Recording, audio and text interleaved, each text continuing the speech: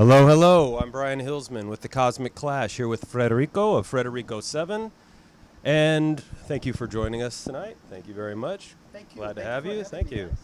guys. So, you've been around Austin for quite some time. Could you tell us a little bit about where or how Frederico7 came together? Basically, a little bit about the seven? Sure. Thanks, Brian. Yes, like you said, I've been here for several years. However, always playing with other bands and in groups. And it was just about a year and a half ago that I started to perform full time under my name. And it's almost like when I step on stage to play music.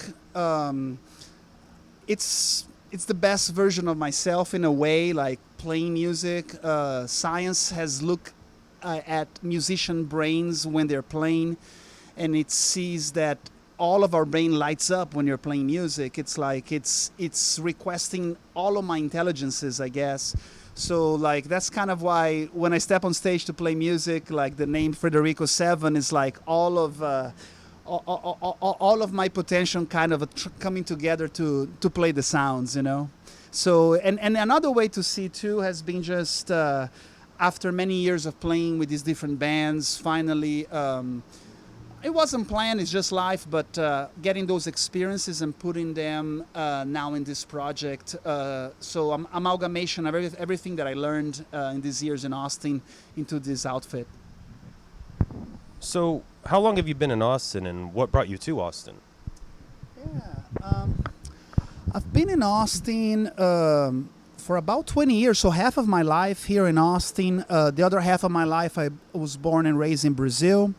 And even after I arrived in Austin, I've gone away from Austin for a little bit and then come back to it.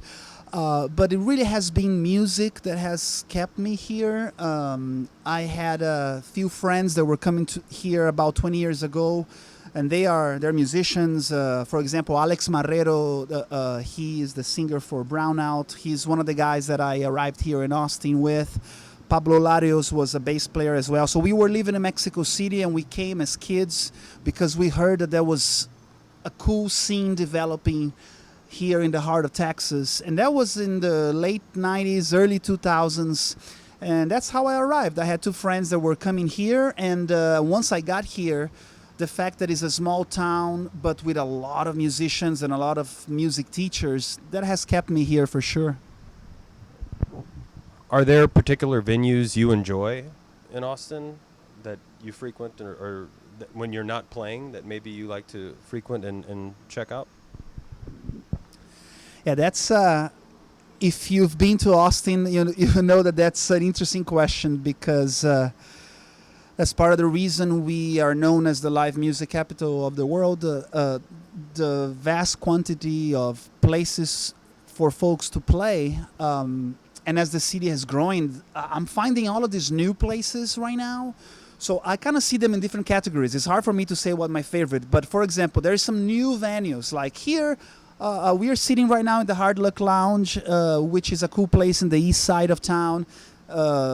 I come here sometimes just to hang, but I see it as one of the newer places. Like this Wednesday, I'm going to be playing at Nicolas's in South Austin. That's a newer place in town, but they have a beautiful stage, so I'm sure it's going to develop. But when I think of some places that that kind of bring me back to that keep Austin weird vibe, I guess. I can't not see a show at a reggae show at the Flamingo Cantina, for example. Or I love to go to the gallery upstairs on a Monday night, for example. So so each day of the week has its spots. Saturday night, I love to go to the Sahara Lounge to check out Africa Night and the bands that play beforehand. So it's almost like depending on the night of the week, there is a particular club, But something that the most fun is for each person to find their own routine, I guess. But yeah, with me, I love Mondays above the gallery, above the Continental. I dig the Sahara Lounge, but there's a bunch of other places. Indeed, Austin is full of places to go check out a good live show. So your music is performed in 3 languages, correct? Um, could you touch a little bit on how you approach songwriting? That's a great question. I besides being a musician in the past, I have done some teaching and some language teaching and music teaching, and I always talk about what happens to our brains when we start to dream into another language, you know, because in our dreams we're not controlling. And yes, I have these 3 languages that are kind of swimming in my brain, you know. But when I get down to write songs, sometimes the music leads, sometimes I have a musical idea, and then I'm kind of playing that musical idea over and over again. Let's say that I came up with a part for that I think would be a cool verse, let's say a few chords that I think is a nice progression. I start playing that progression over and over again, and naturally I start to see if there's something that comes to my brain. Sometimes it's an idea, sometimes is a syllable or a vocal melody, and that's going to lead me to the language that the song's going to be. So sometimes the music determines what kind of language that the song turns out to be. Other times, I may have an idea, a concept, something is happening in my life that I want to talk about. For example, in the last record that we put out in February, Exótico Americano, the title song for the record, that was the last song I wrote, and that was a very specific message that I had in mind, that I knew I was going to write in English, and I knew within English there was going to be some Spanglish in there. But so it runs the gamut a little bit. The first song of the record, yes, I knew exactly how I was going to sing, but the last song of the record, called Run Free, that is the opposite. That was completely jam, freedom song, and it came out the way it did. So it varies. But I usually, there's something musical that gives me hints of what the words would be. Interesting. So it's a varied approach, pretty much. It's Yes, it is. It is. For example, right now, after 6 to 7 months of working on the songs from the record that we put out in February, I'm starting to write some new material, and I'm writing 5 songs in English, and it's something that I usually mix and match, and something that is happening inside of me. I don't know what it is, but I decided, I put it in my mind. I'm gonna write this EP. I'm writing 5 songs. They're all gonna be in English. That's gonna be the next thing that I'm gonna release. And it takes a little bit of an extra effort because my first language is Portuguese. So I would say that rhymes and metaphors sometimes come easier in Portuguese. But it's nice to push myself both musically and also as a lyricist. So I'm pushing myself a little bit right now.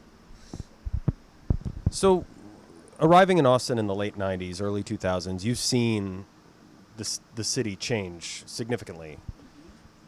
Was there one moment that you realized, this is what I want to do and this is where I want to do it?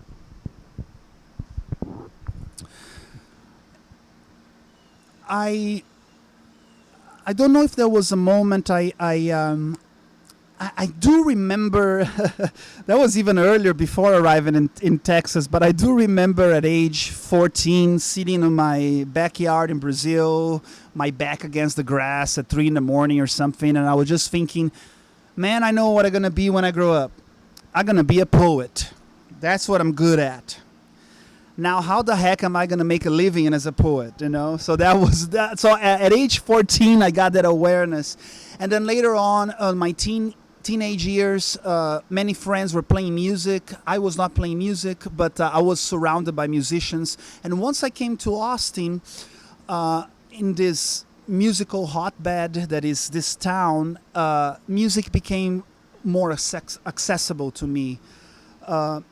And maybe around 2002, when 2001, 2002, I started a band called Gandaya. It was a big Latin fusion band. And that band started to do really well. And the music started to mean things. You know, it was not just. It became something to see how something that was just in your bedroom that you're writing and with your friends that you're sharing, all of a sudden people were responding to it. We played ACL back in 2006 with that band and did some other fun shows. So it was around 2002 that I saw, wow, music has a magical power, you know. All the art forms are beautiful, but there's something magical about music that hits people inside their bodies, and I got hooked to that. That's wonderful. You mentioned earlier that you're writing new material right now. What do you have on the horizon with Frederico7? So we have a few shows coming up. Later in September, we are doing the Pecan Street Festival. We're playing at the main stage. And then in October, we play at the Sahara Lounge, October 19th.